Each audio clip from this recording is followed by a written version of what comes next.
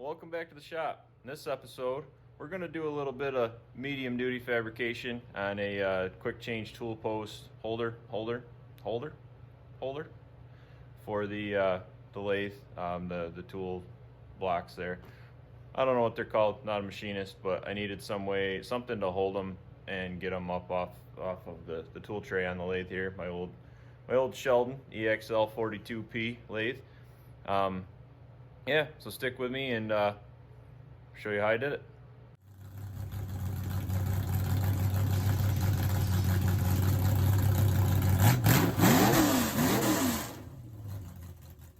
So this is a little project that we're working on here. This isn't my design, but I kind of took somebody else's idea and ran with it. So we got the lathe over there in that gigantic pile of crap, but the lathe over there, and this quick change tool post stuff is awesome, but you acquire so many of them that it's a pain, so you got to have a holder for them. So I figured I'd kind of knock up a holder. I only have like 5 of them right now, but I've got a bunch more on the way because buy a lathe. The lathe is the cheap part. So basically gonna have something like that, and then a couple arms kind of going back to the wall, and then I'll have piece of flat bar coming straight down that I can screw right to the wall. And then I also want to put a shelf across the top so I can set like my indicators and my micrometers and stuff like that on top of the shelf. And I'm gonna do two tiers of this. So and I ended up with cut an even number of these, but ended up with an odd number, so I think I might throw one on the end, like that. So I think that would work just fine.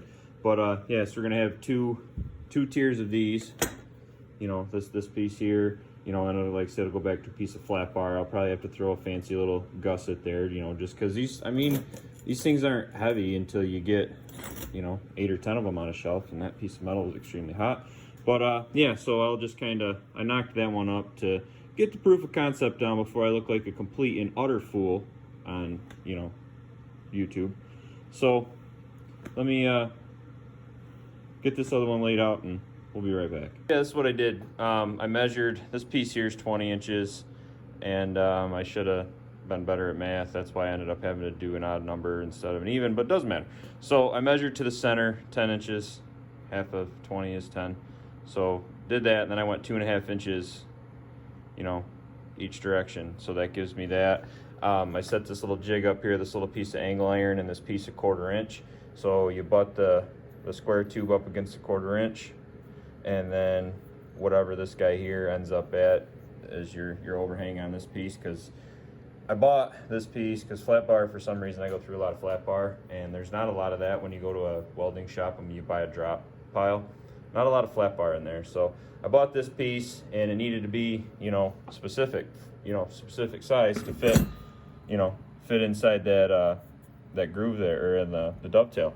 So it had to be a specific size. So okay, that's cool. Bought the specific size. I didn't have anything remotely appropriate to use.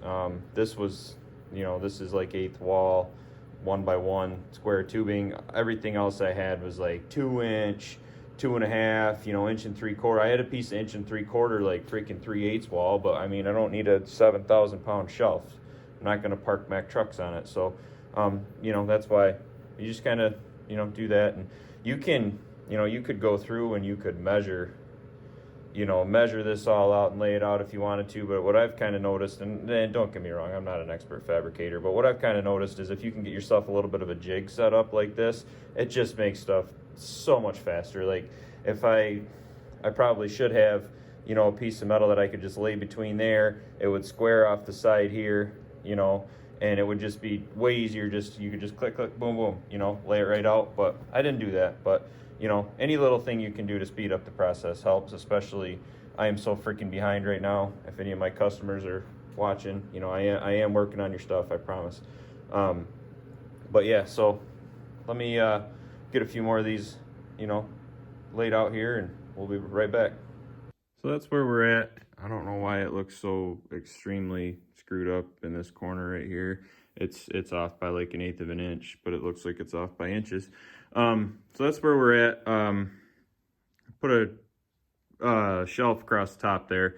I don't know what I have for material. I have some like 7-inch wide, 1/4-inch plate, but I think that's a tad bit freaking overkill for a shelf. If I have to use it, it's what we'll use. But I think I got some 3/16 kicking around somewhere, or 1/8, I mean, which would be ideal. If not, I'd like to make it out of metal.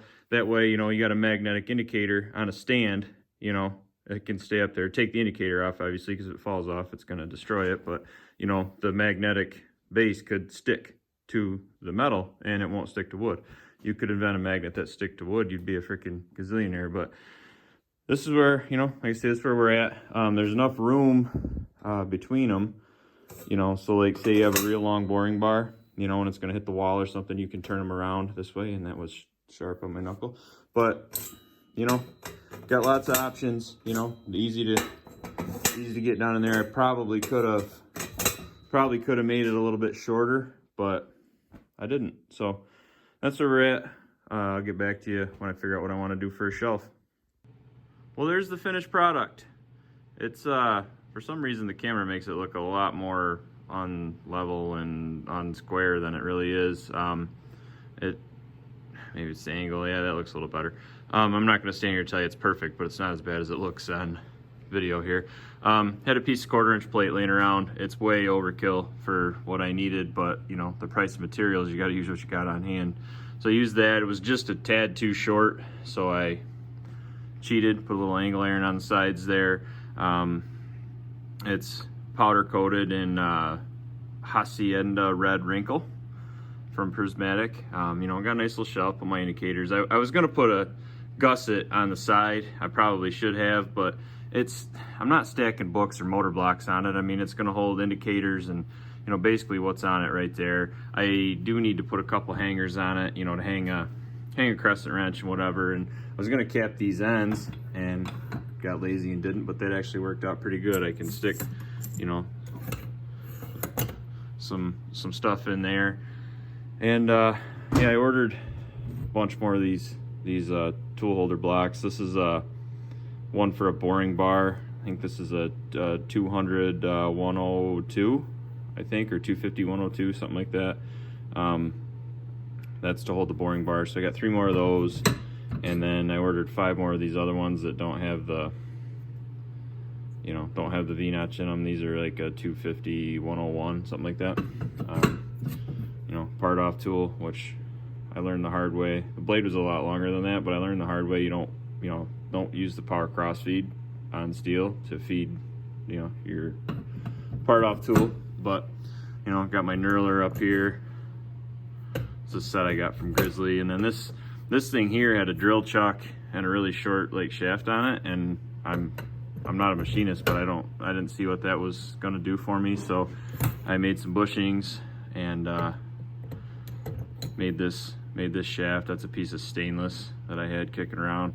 Threaded the end for the drill chuck, and you know, made that to go in there. So now I can put that on the tool post, and I can drill, you know, sideways. I can bring it over. I could drill into a flange. You know, I just figured that'd be way more useful than what it was before. It was just gonna sit in a box and collect dust, and now it'll sit up there and collect dust. But yeah, this is my lathe. I got a lot of stuff off of the tool tray there, but I still got, you know, a lot to deal with and clean up. But anyways, that's my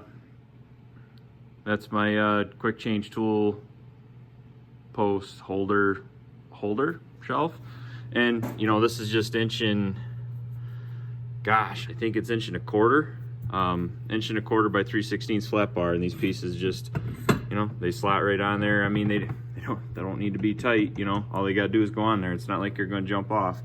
So that's, you know, that's all it is. It fits, you can see in there, it fits, you know, very nicely, and it's all powder coated in Hacienda Red Wrinkle from Prismatic. And I probably shouldn't leave my dial calipers there, but I'm actually in the market for a better set of those, a Starrett or a Mitutoyo's. Anybody that has any they want to sell me for a good price.